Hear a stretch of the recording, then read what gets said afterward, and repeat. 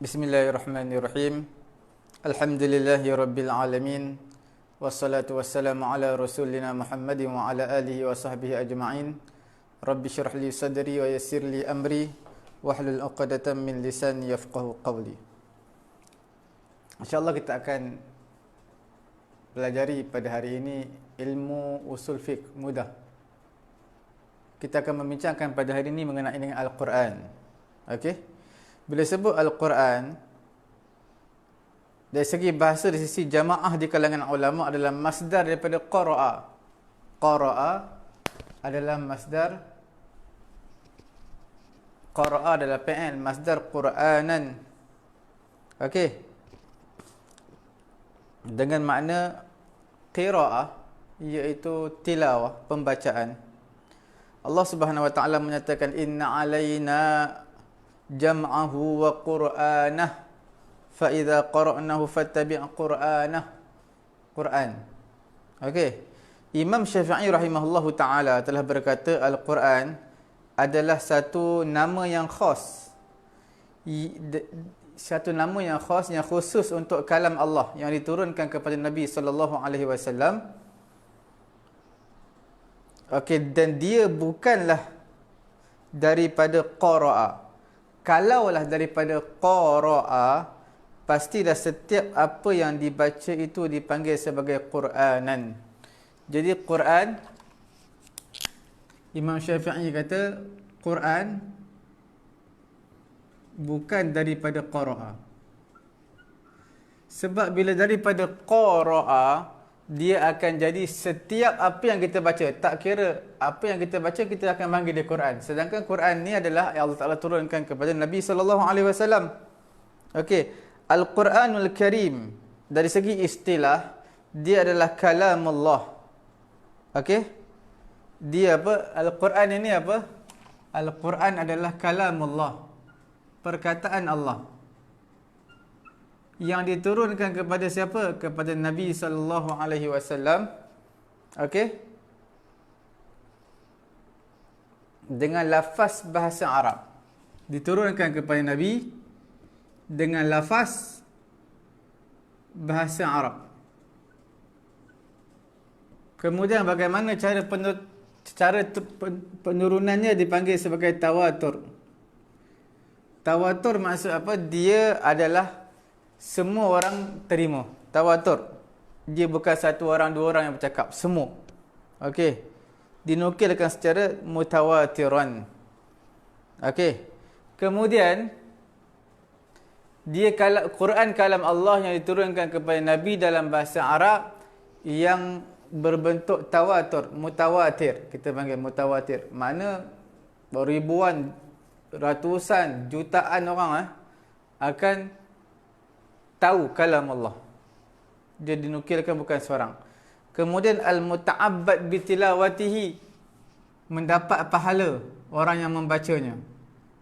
Siapa yang baca akan dapat pahala. Okey. Al-mu'jiz bilafzihi wa ma'nah, dan juga dia adalah al-mu'jiz. Mu'jiz ni apa? Iaitu sebagai satu mu'jizat. Yang dapat melemahkan seluruh isi Quran, dapat melemahkan semuanya. Tak dapat nak berhujah dengannya. Yang ditulis antara daffatayil mashaf, yang dimulai dengan Al-Fatihah, disertai dengan An-Nas. Dan juga antara dua kulit depan, kulit belakang, iaitu bermula daripada Al-Fatihah sampailah An-Nas. Itulah dipanggil sebagai Al-Quranul Karim. Okey. Kita ta'arif mengenai Al-Quran segi istilah. Sekarang kita akan sebutkan mengenai dengan khasais ataupun khususiyah. Okey? Khususiyah apa? Khususiyah mengenai dengan Al-Quranul Karim. Apa khususiyat dia? Yang pertama, dia adalah kalam Allah yang diwahyukan kepada Nabi sallallahu alaihi wasallam, seperti yang kita bagi tahu tadi, dan dia bukan siyarah, bukan sirah daripada bashar. Dia Allah Taala. Bal nazala bihi Jibril. Jibril yang turunkan kepada Nabi sallallahu alaihi wasallam Dan tugas Nabi SAW adalah at-tabligh ilan nas, sampaikan kepada manusia. Okey. Dan juga bayan ma yahtaju ilal bayan, dan menerangkan. Al-Quran adalah kalamullah. Tetapi harus diingat, bukan setiap kalamullah itu Quran. Jadi kita panggil Al-Quranu adalah kalamullah. Okey? Dan bukan semua, laisa kullu kalamillah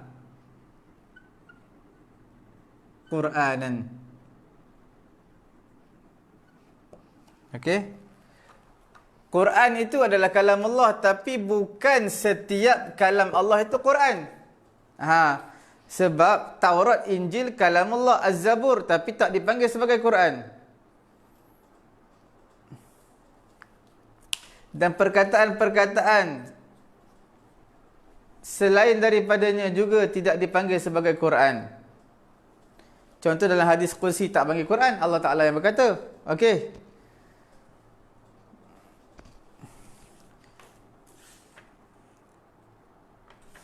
Pertama, Quran ini adalah kalam Allah. Itu adalah keistimewaan Quran. Yang keduanya, Quran ini turun dalam bahasa Arab. Tidak ada pada lafaz ajami. Yang pertama, Quran adalah kalam Allah.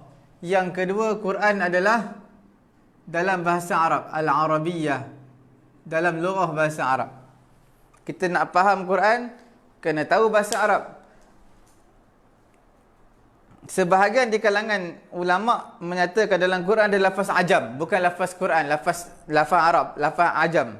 Contoh Musa, Isa, Idris, nama-nama ni bukan nama Arab, tapi ada dalam Quran. Seperti itu juga sebahagian lafaz. Lafaz al-hadariyah, al-alfazu al-hadariyah, iaitu kita panggil lafaz-lafaz yang contemporary lah pada zaman tu. Contohnya seperti mana istibraq, al-qistas, wal ibriq, wal yaqut. Okey, wal al-yaqut, wal ibriq, al-qistas. Itu semua ada juga ulama menyatakan dia adalah lafaz-lafaz ajam. Cumanya mereka mengatakan sesungguhnya lafaz-lafaz ini jadilah dia Arab. Lafaz tu asalnya ajam, dijadikan Arab. Musta'arab. Kita panggil apa? Musta'arab. Lafaz itu adalah lafaz ajam, tapi dijadikan sebagai Arab. Tu sebagian ulama kata gitulah.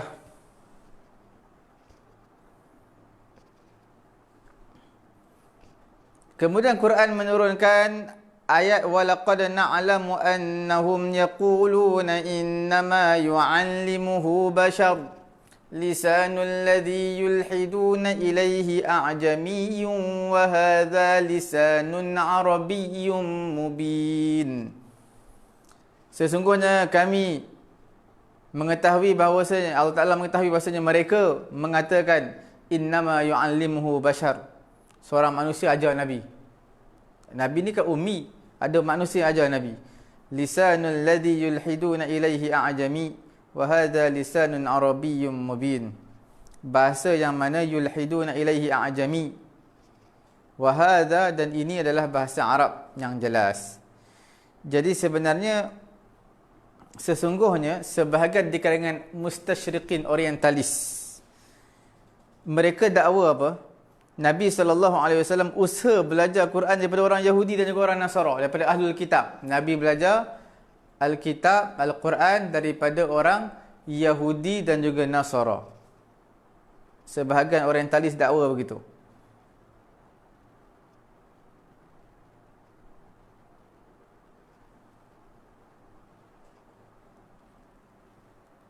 Jadi ayat ini telah menyangkal.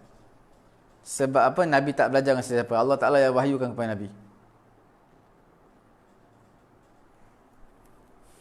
Okey. Keistimewaan yang ketiga, Quran ini lafaznya maknanya daripada Allah. Ini berbezalah daripada hadis qudsi. Dan juga hadis nabawi. Okey, nampak? Yang ketiga keistimewaan dia apa? Keistimewaan Al-Quran. Pertama kalam Allah, yang kedua Arabiyah, yang ketiganya dia adalah apa yang ketiga? Lafaz makna daripada Allah. Lafaz makna daripada Allah.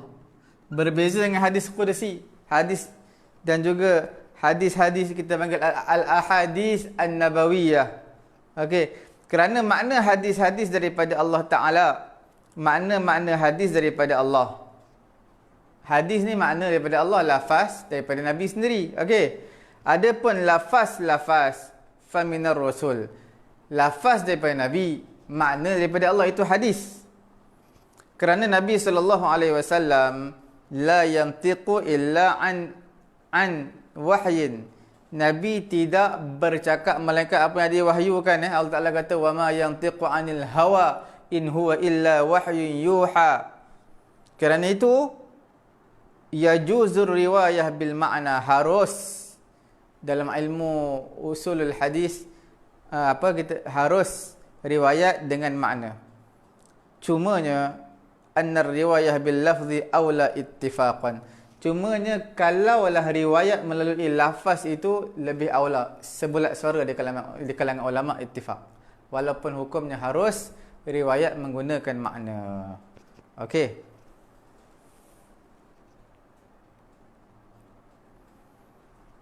Hadis qudsi makna daripada Allah, lafaz daripada Nabi. Itu hadis qudsi. Illa annahu nusiba ila Allah, cumanya dinisbahkan kepada Allah. Contoh, qala Allah Ta'ala, Allah Ta'ala berkata. Tapi bukan kata dalam Quran, kata dalam hadis.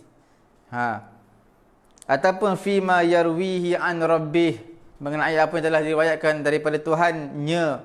Itu maksudnya adalah hadis qudsi. Okey. Kita lihat apa perbezaan hadis qudsi dan juga hadis nabawi.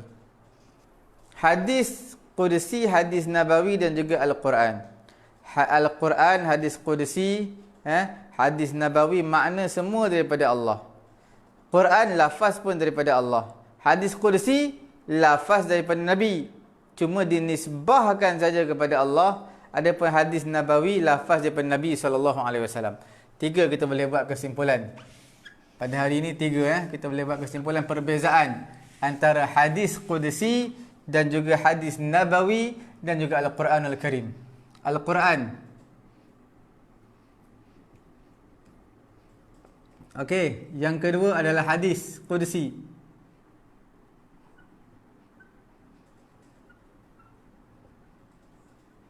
Yang ketiga hadis nabawi.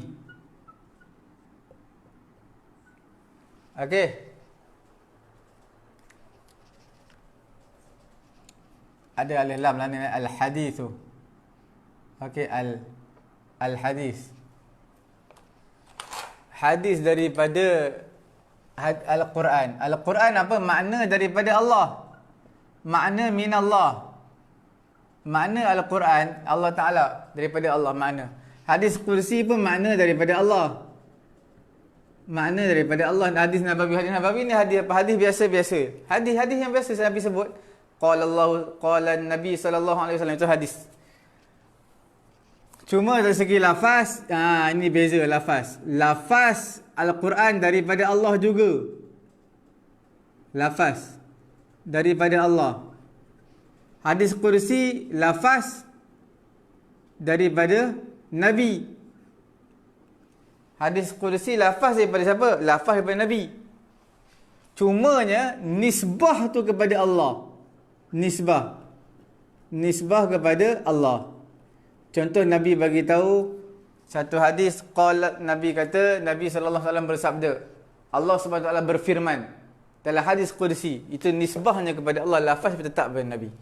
Di sini hadis yang biasa, yang hadis nabawi, lafaz daripada Nabi, tak dinisbahkan kepada Allah. Okey, itu perbezaan antara hadis qudsi, hadis nabawi dan juga Al-Quranul Karim.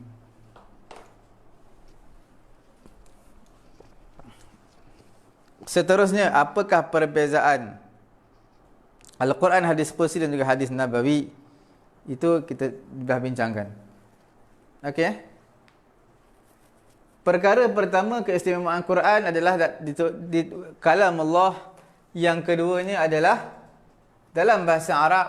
Yang ketiganya adalah lafaznya, maknanya daripada Allah. Dan yang keempat, Al-Quranul Karim dinukilkan kepada kita dengan cara at-tawatur. At-tawatur. Dengan cara mutawatir. Apa maksudnya jam'un katsirun an jam'in katsirin? Satu jumlah yang ramai meriwayatkan kepada satu jumlah yang ramai. Satu jumlah yang ramai, mereka meriwayatkan daripada satu golongan jemaah yang ramai. Satu jemaah yang ramai, dia meriwayatkan daripada satu jemaah yang ramai. Begitulah berterusan. Okey.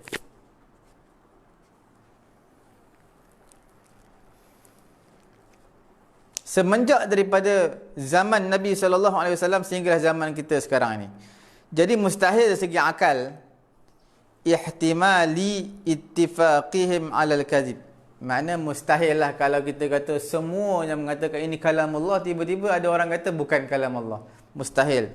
Sebab berlaku pendustaan tu mustahil, sebab semua dah tahu. Contoh Kaabah. Semua tahu Kaabah tu ada, walaupun dia tak pernah pergi. Tak pernah pergi pun, tapi biasa tengok TV, Kaabah tu ada di Makkah. Mustahil seseorang kata di Makkah tak ada Kaabah. Sebab dia dah jadi tawatur, mutawatir.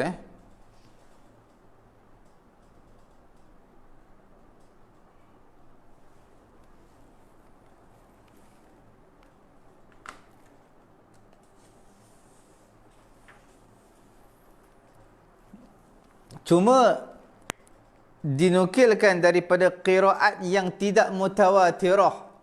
Contoh seperti daripada Abdullah bin Mas'ud. Dia mengenai dengan kafaratul yamin. Kafarah yamin, sumpah. Faman lam yajid fasiyamu salasati ayyam. Siapa yang tak mampu, maka hendaklah dia berpuasa 3 hari.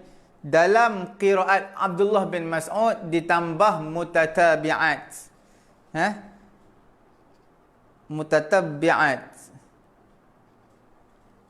Iaitu siapa yang tak mampu, maka hendaklah dia puasa 3 hari berturut-turut. Menambah perkataan mutatabi'at itu adalah kita panggil qiraat yang syadzah.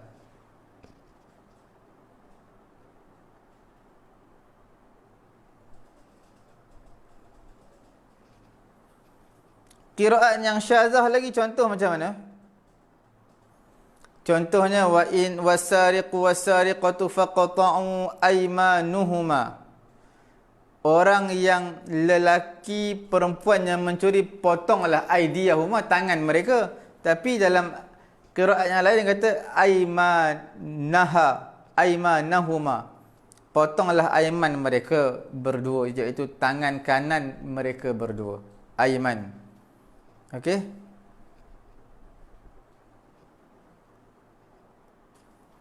Itu semua qiraat syadzah tak diiktibar sebagai mutawatir. Cuma ulama berbeza pendapat mengenai dengan hujjah qiraat yang syadzah. Dia senang je nak ingat. Qiraat ni ada 2. Qiraat ada 2. Satu kita panggil mutawatirah. Satu kita panggil syadzah. Okey. Qiraat syadzah ni macam tadilah. Qiraat Abdullah bin Mas'ud, faman lam yajid fasiyamu salasati ayyam mutatabi'at. Tambah mutatabi'at, 3 hari tak tulis pun berturut-turut. Qiraat Abdullah bin Mas'ud dia kata berturut-turut. Puasa 3 hari jadi. Itulah dipanggil qiraat yang syadzah.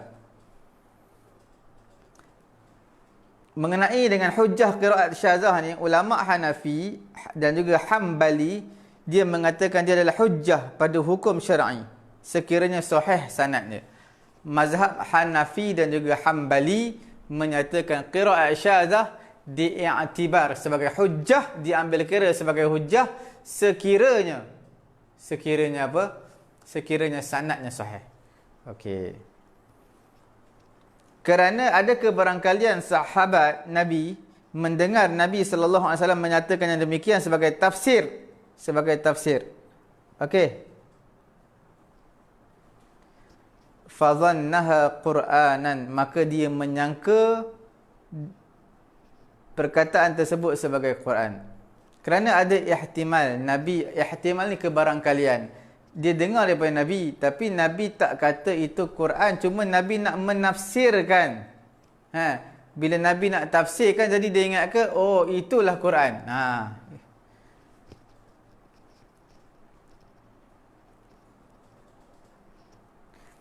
Imam Malik, ulama dalam mazhab Maliki dan juga Syafi'i, mereka kata qiraat syadzah tak boleh dijadikan sebagai hujjah. Tak boleh dijadikan sebagai hujjah. Tadi tu sebab apa ulama Maliki dan juga ulama Hambali dan juga Hanafi menjadikan sebagai hujjah? Kerana ada kebarangkalian sahabat mendengar daripada Nabi apa yang Nabi katakan itu sebagai tafsir, tapi berkemungkinan maka dia menyangkakan sebagai Quran. Berkemungkinanlah.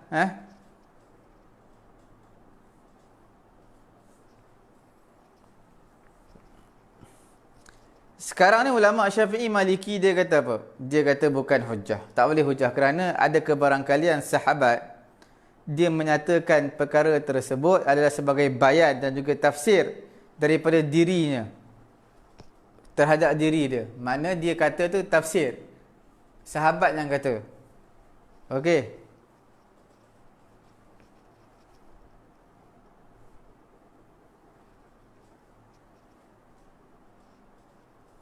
Kemungkinan rajih, yang rajihnya sebagai ulama menyatakan dia adalah hujjah, qiraat syadzah.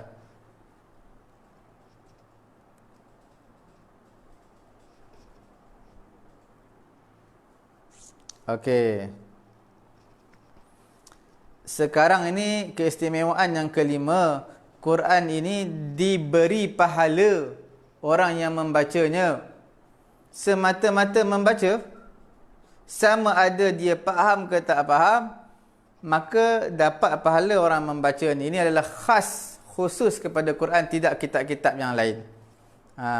Sehingga kalam Rasulullah daripada ahadis An-Nabawiyah dan juga hadis Qudsiyah, tidaklah selain daripada Quran. Kita baca hadis tak dapat pahala seperti baca Quran.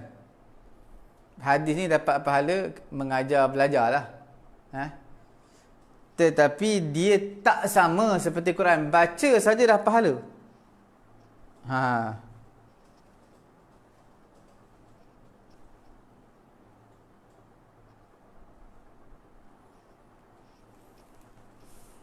Yang keenam, Quran, keistimewaan Quran adalah mu'jiz, melemahkan. Dengan lafaz Quran, makna Quran, sekira-kira manusia tak mampu nak lawan Quran. Sebab tu Quran kata, qul la in jama'atil insu wal jinnu ala an ya'tu bimithli hadzal qur'ani la ya'tuna bimithli. Jin dan juga manusia datang, Allah Taala cabar mereka supaya berkumpul dan datangkan seumpama Quran. Okey. Sekarang kita terus berpindah kepada hujjah Al-Quran. Hujjah Al-Quranul Karim.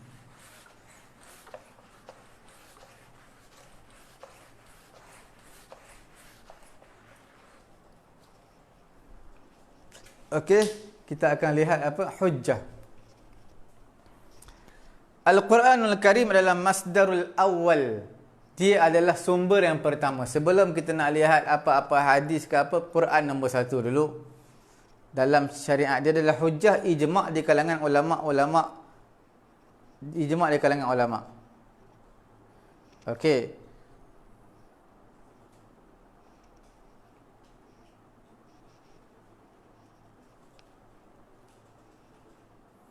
Kerana itu, ulama-ulama usul dia akan mendatangkan dalil yang pertama sekali Quran. Okey.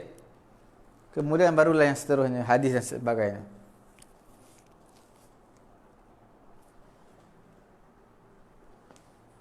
Kalam mengenai dengan hujjah Al-Quran ini kita panggil berkisar di atas dua nuqtah yang penting. Yang pertama subut tawatur, iaitu mutawatir, dia tu sabit. Tak ada syak lagi. Quran ini mutawatir, sabit. Sebab itu dalam Islam siapa tak beriman Quran kafir. Yang kedua nisbahnya kepada Allah. Sesungguhnya sebahagian di kalangan ulama berkata ad-dalil ala annahu min indillah i'jazuhu wa qad asbata ulama wujuhu i'jaz al-Quran min muallafat katsirah. Okey, yang penting nisbahkan Quran ini hanya kepada Allah.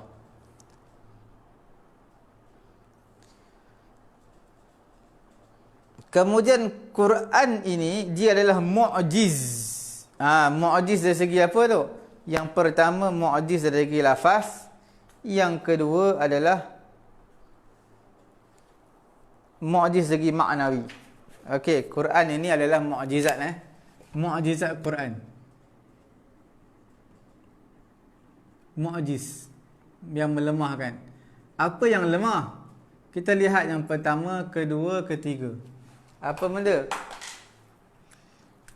Dia terbahagi kepada dua je, iaitu lafaz kita panggil apa? I'jaz. I'jaz apa? Lafzi. Okey. Satu lagi i'jaz juga. Okey.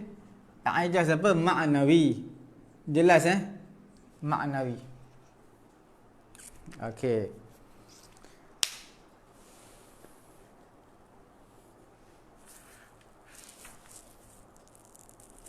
Apa maksud i'jaz lafzi ni? Contoh, orang Arab ni terkenal dengan fasahah, bayan, balaghah. Jadi Nabi SAW, mukjizat Nabi adalah Al-Quran. Kerana Quran ini mencabar orang Arab untuk datangkan seumpama Quran. Sebab mereka ni sastrawan. Jadi Quran datang untuk mencabar mereka. Yang pertama Quran kata, ini dari segi lafaz lah, yang ajas lafzi. Yang pertama Quran kata apa? Cabar orang Arab. Dan cabar seluruh dunia keseluruhannya, orang di seluruh dunia. Sampailah kepada kita pada hari ini. Quran kata am yaquluna naftara, am yaquluna taqawwalahu bal la yu'minun, falyatu bihaditsin mithlihi in kanu sadiqin. Datangkan satu cerita seumpama Al-Quran. Mereka tak mampu. Yang kedua, mereka lemah lagi, tak mampu untuk menyahut cabaran Al-Quran. Apa dia? Qul fa'tu bi asyri suwarin. Tak mampu datang satu kisah, cerita macam Quran sebiji, datang 10 ayat pun tak apa. Panggillah orang yang kamu mampu selain daripada Allah, sekiranya kamu betul-betul mampu nak menandingi Quran. Tapi tak boleh. Perkara yang ketiga, Quran ringankan lagi. Ini dah habis paling ringan ni. Quran kata datangkan satu ayat. Qul fa'tu bi suratin misli. Satu surah, bukan satu ayat, satu surah. Mula-mula satu kisah, satu cerita seumpama Quran. Satu buku lah seperti Quran. Yang kedua 10 ayat. 10 surah. Bukan 10 ayat, 10 surah. Bi asyri suwarin. 10 surah. Okey. Kemudian tak mampu, datang satu surah cukup lah. Mereka tak mampu. Satu surah pun mereka tak mampu. Itu dipanggil sebagai i'jaz lafzi. I'jaz maknawi dari segi makna, maka dalam Quran ada beberapa perkara mukjizat. Yang pertamanya tasyri'at asyamilah as-salihah likulli zaman wa makan. Dari segi maknanya, syariat dalam Quran ini sesuai setiap zaman peringkat, setiap zaman, tempat dan sebagainya. Tak boleh kita kata hukum Quran ni untuk Malaysia aja. Dalam Malaysia tak guna pakai. Tak boleh. Yang keduanya al-ikhbar biwaqa'il ummah. Menceritakan apa yang berlaku kepada umat-umat telah terdahulu. Yang mana tidak diketahui perkhabarannya. Contoh, kadzabas qablahum qaum Nuh. wa 'adun wa fir'aunu wa dzul autad. Kisah-kisah ashabul aikah, kisah kaum Nuh, kaum 'Ad. Ya, itulah antara kita panggil i'jaz maknawi. Siapa yang mampu nak datangkan? Mereka tak sempat hidup zaman sebelum tu. Macam mana mereka nak cerita? Yang ketiga, al-ikhbar bi wuqu'i hawadis mustaqbaliyah. Ceritakan mengenai dengan benda yang akan berlaku. Contohnya alif lam mim ghulibatir rum fi adnal ardi wa hum min ba'di ghalabihim sayaghlibun. Okey, makna akan dikalahkan Rom. Tak kalah lagi. Tapi maknanya Quran dah bagi tahu dah. Contoh, idza jaa nasrullahi wal fath wa ra'aitan nasa yadkhuluna fi dinillahi afwaja. Adakah benda itu dah berlaku? Tak berlaku lagi. Cuma Quran bagi tahu nanti kamu akan lihat, kamu akan lihat manusia masuk Islam ni berbondong-bondong. Perkara yang keempat, isyarat li ba'dil haqaiq al-kauniyah. Ini penting ni. I'jaz maknawi juga. Sebahagian rahsia-rahsia alam yang mana kajian moden mereka mensabitkan perkara tersebut. Sebelum ni tak tahu. Contoh, bala qadirina ala an nusawwiya banana. Allah Ta'ala akan bangkitkan kamu di akhirat. Nanti Allah Ta'ala berkuasa bangkitkan walaupun jari, hujung jari jemari kamu Allah Ta'ala akan bangkitkan. Apa tujuan kata hujung jari jemari ni? Famin adaqti syai'in. Di antara yang paling halus pada jisim kita ni adalah nak menyamakan hujung-hujung jari ni. Tak boleh, manusia tak boleh buat. Kita ada sistem apa kita thumbprint. Okey, nak masuk office thumbprint. Kadang-kadang tak guna thumbprint jari, muka pun boleh. Ada sebahagian Jadi nak bagi tahunya Allah Ta'ala bukan kata bagi muka je sama, hujung jari ni sama. Sehingga tak mungkin kamu dapati bananan li ahadin yushbihu bi bayanin akhar bi halin min al ahwal. Kamu tak akan dapati hujung jari ni manusia sama. Kalau tak, susahlah. Forensik nak cek. Orang yang masuk rumah curi pecah rumah, jari ni sama dengan jari orang ni. Yang satu curi tak tahu. Jadi hujung jari tak akan sama. Okey? Hujung bahagian jari tidak akan sama sekali walaupun dia kembar. Muka memang seiras sama, tetapi jari tetap tak akan sama. Cop jari tak akan sama. Okey? Itulah halusnya ciptaan Allah Subhanahu wa taala. Zaman dulu tak tahu lagi ni. Cuma bila dah ada kajian moden, setiap kita nak pergi ke luar negara, pasport, cop jari. Nak merentasi sempadan, cop jari. Nak masuk office, cop jari supaya kerja dia tidak tipu. Dia kerja dengan betul. Waktu masuk, waktu keluar. Kemudian forensik menggunakan jari juga. Okey. Jadi tak tanpa syak lagi, Quran ni adalah hujah kepada semua sekali. Dia masdar, sumber yang pertama untuk syariat. Jadi Quran ni bukan buatan manusia. Dan tidaklah daripada selainnya, daripada manusia, bukan daripada jin dan sebagainya, hanya daripada Allah. Kerana Nabi SAW dia ummi. Ummi tak tahu baca, tak tahu tulis. Okey.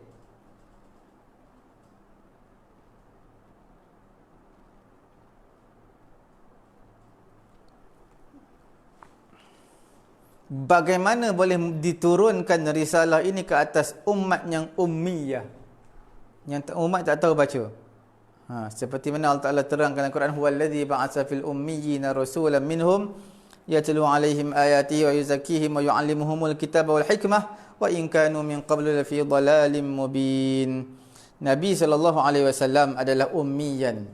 Dia tak boleh baca, dia tak boleh tulis. Okey.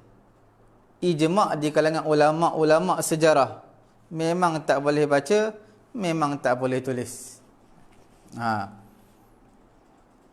Fa kaifa ya'ti bimisli hadzal Quran? Bagaimana dia boleh datang seumpama Quran? Bukankah ini perkara yang ajaib, pelik, yang mana dinisbahkan kepada seseorang yang ummi. Dia tak tahu sastera, bawa datang sastera yang hebat. Sastrawan pun tak boleh datangkan seperti itu. Dan tak diketahui juga dia bertalaqi, jumpa guru. Mana-mana orang tak diketahui juga. Selama 40 tahun tu, daripada umurnya sebelum kebangkitan menjadi Rasul, selama 40 tahun dia jumpa mana-mana orang belajar tak? Tak ada pula. Kemudian kita lihat Quran ini adalah, kalaulah dia bukan daripada Allah, pasti akan berlaku tanaqud, kontradiksi antara satu ayat dengan ayat yang lain. Afala yatadabbaruna al-Quran walau kana min 'indi ghairillahi lawajadu fihi ikhtilafan katsira. Okey.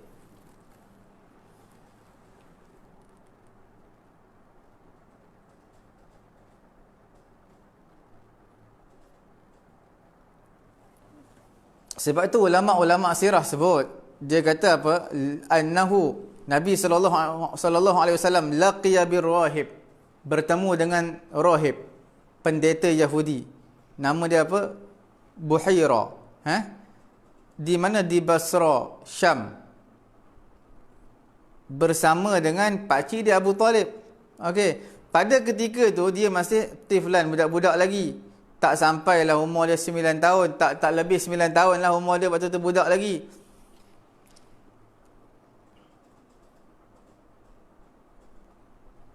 Kemudian la yatakallam akthar min qawlihi li'ammih.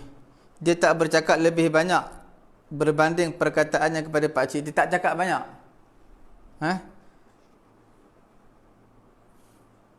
Kemudian pendeta Yahudi tu kata apa?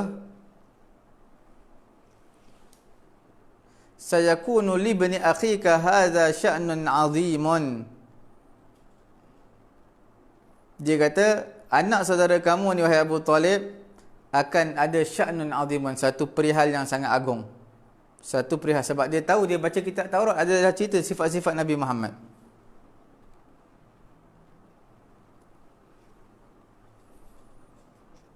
Adapun pertemuan Nabi bersama dengan Waraqah, maka bisuhbati zaujatihi Khadijah.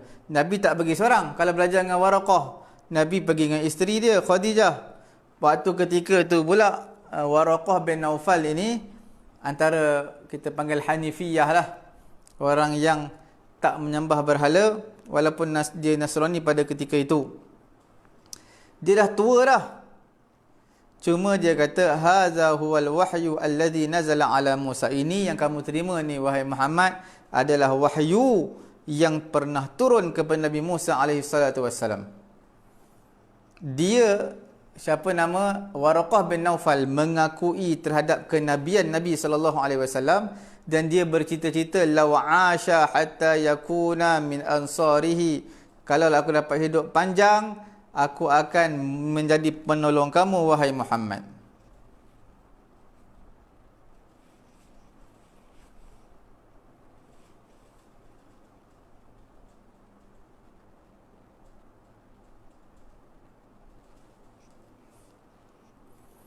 Okey. Itulah antara serba sedikit mengenai dengan khususiat Al-Quranul Karim, ataupun kita panggil hujjah. Antara boleh dijadikan hujjah ataupun tidak Quran ini. Apakah hujjah dia kita sebutkan tadi.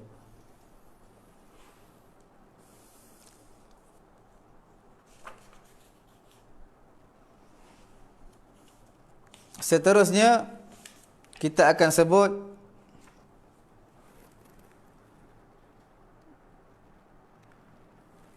Quran ini asasnya adalah hukum syarak, cumanya dia merangkumi hukum ijmali, dan tidaklah padanya bayan, menerangkan semua hukum-hukum juz'iyat. Kalau tak, panjanglah Quran di secara ijmal, tidak detail. Walaupun detail tu ada sikit sangatlah, sikit. Nak kata sangat, sikit sangat pun tidak juga, tapi sikitlah.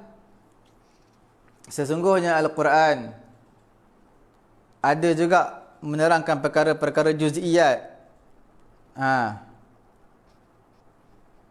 Contohnya seperti apa? Seperti miras.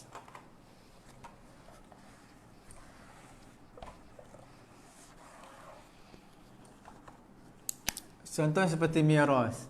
Lagi hudud. Ini semenjak zaman Nabi lagi. Hukum ni, ayat hukum terperinci dalam Quran. Cerita mak dapat berapa, ayah dapat berapa, miras harta, pembahagian harta pusaka. Kemudian abang dapat suami isteri dapat berapa, diceritakan secara detail. Okey.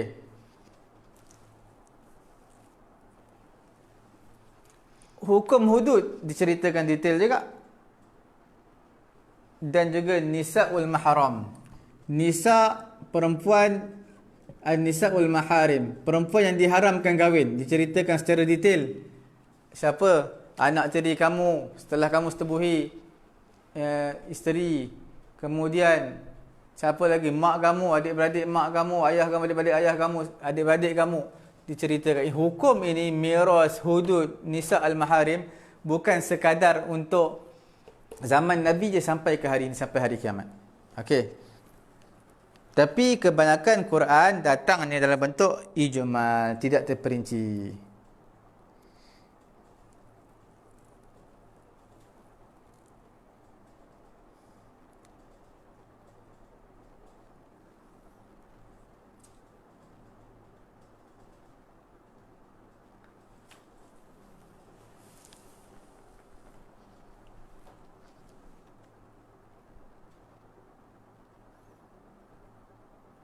Kerana itu, amrun la yumkin an yakun li'anna al-waqi' yarfadhu wa ya'bahu fahunaka min al-waqa'i' ma la najid lahu nassan bizati fil Qur'an al-Karim wa innamal ma'na al-murad min al-ayah anna al-Qur'an ishtamala 'ala al-qawanin al-'ammah wal qawa'id al-kulliyah yumkin tatbiquha 'ala al-juz'iyyah al-kathirah allati tandariju tahtaha. Kalau Quran nak cerita secara detail, tidak banyaklah. Masalah miras terperinci lagi, hudud terperinci lagi. Ini masalah terperinci tak diceritakan dalam Quran. Okey. Secara kebanyakan dicerita secara dasar. Itulah kita panggil dia sebagai qawaid kulliyah ataupun qawanin ammah, yang mana di bawah dia nisa'ul maharim. Dalam Quran sebut mak semua. Pecah mak itu siapa? Pecah pula anak tiri, tak boleh anak tiri macam mana? Terangkan. Diterangkan hudud miras. Okey.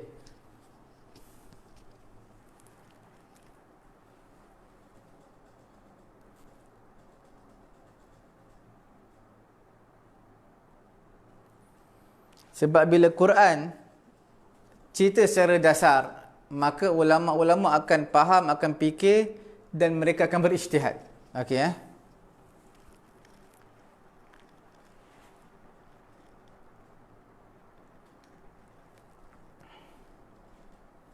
Apa yang berkaitan dengan ayat-ayat hukum hakam dalam Quran ini, ada sebahagian ulama menyatakan 500 ayat, sebahagian lagi kata tak hukum hakam ni 300 ayat je. Ada yang ulama kata begitu.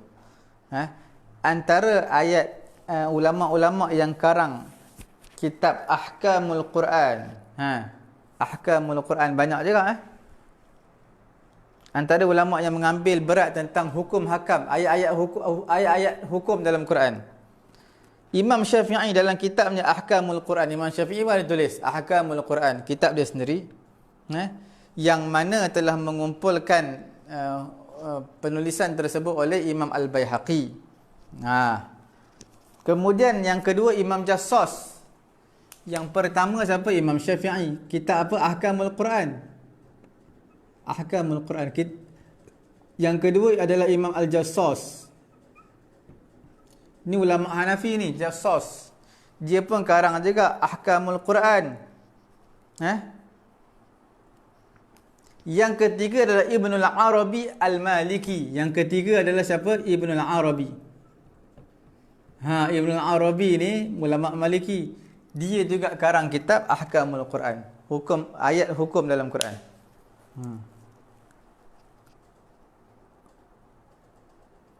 Dan ada selepas itu ada juga Al-Hirasi Asy-Syafi'i dalam kitabnya Ahkamul Quran. Dan seterusnya Imam Al-Qurtubi Al-Maliki. Qurtubi ni mazhab Maliki. Yang keempat apa? Al-Hirasi. Yang kelima siapa? Al-Qurtubi. Cuma Al-Qurtubi ni dia khusus, bukan khusus hukum ayat hukum dalam Quran, tapi dia cerita detail, panjang. Kitab dia bang kitab Al-Jami' li Ahkamil Quran. Cuma dia ni menafsirkan ayat Quran semua sekali. Dia tak terbatas kepada hukum hakam sahaja. Tapi semua sekali dia akan huraikan.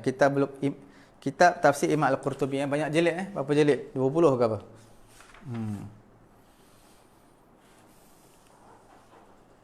Perbincangan yang terakhir kita pada tengah hari yang mulia ini, insya-Allah, mengenai yang terakhir iaitu subutul Quran wa dalalatuhu, dilalah ataupun dalalah ke atas hukum tersebut. Ini mudah je. Bagaimana tu?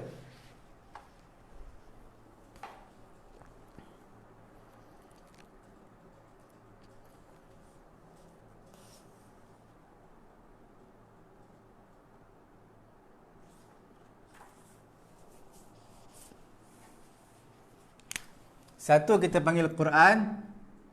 Okey. Satu kita hadis. Sini kita panggil subut. Pengsabitan, subut. Yang ni kita panggil dalalah ataupun dilalah. Petanda. Kita tengok. Contoh baru faham. Adakah Quran ini sabit? Subut Al-Quran ini sabit. Subut. Memang tak ada khilaf di kalangan ulama. As-subut. Cuma kita panggil as-subut ni lebih kepada siapa? As-subut. As-subut lebih kepada riwayah. Riwayah. Sini lebih kepada makna dilalah. Okey. Makna ni dalalah, dilalah lebih kepada makna, subut riwayah. Riwayat. Mengenai dengan subutnya Quran, memang Quran ni subut ke tidak? Subut lah. Sabit. Mana ada orang sangkal Quran? Tak ada ulama sangkal Quran. Okey. Semenjak zaman Nabi sampai hari ni apa yang dinukilkan tu memang sabit. Tidak ada penyelewengan. Dalalah Quran, dalalah Quran ini dia ada dua. Satu dalalah lafzi ala ma'nahu, dalalah qat'iyah, dan juga satu lagi dipanggil sebagai dalalah dhanniyah. Dalalah apa? Dalalah dhanniyah.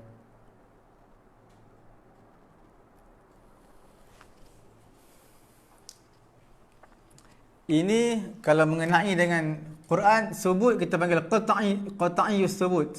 Qat'i. Tak ada sangkalan lagi. Dalalah dia boleh dua.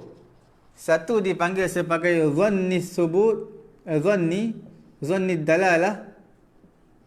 Satu lagi dipanggil sebagai qat'i ad-dalalah.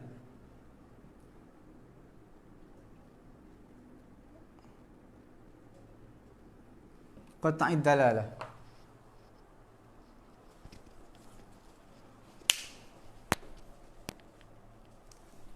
Macam mana kita nak tahu qat'i dalalah dengan zanni dalalah? Macam mana kita nak tahu? Kita tengoklah. Kalau ayat ni selalu mengenai dengan dalalah ni, yang qat'i ni selalunya nombor. Selalunya apa? Raqam, nombor. Figure. Contoh, Az-zaniyatu waz-zani fajlidu kulla wahidatin minhuma mi'ata jaldah. Mi'ata sebab 100 kali.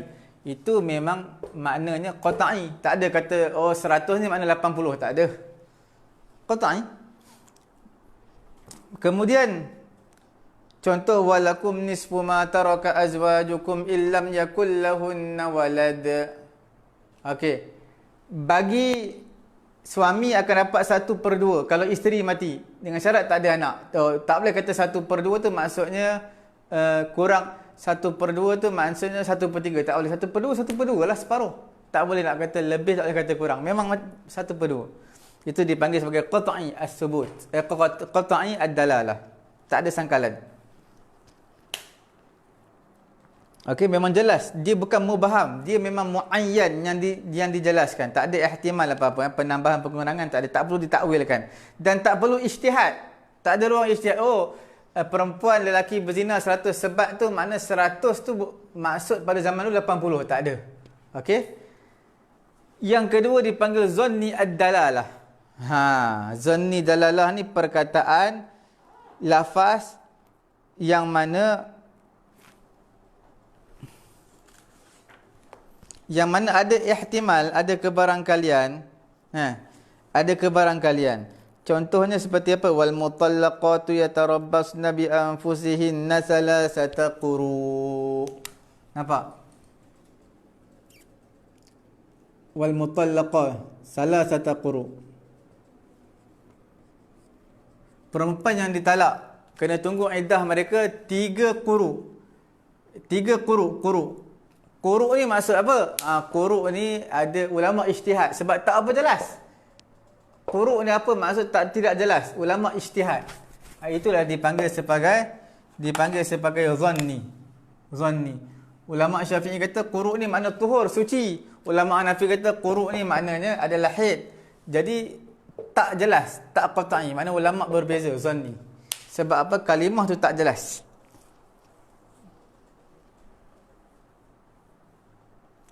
Sebab apa kalimah tak jelas? Dia banyak makna. Itu yang tidak jelas. Okey.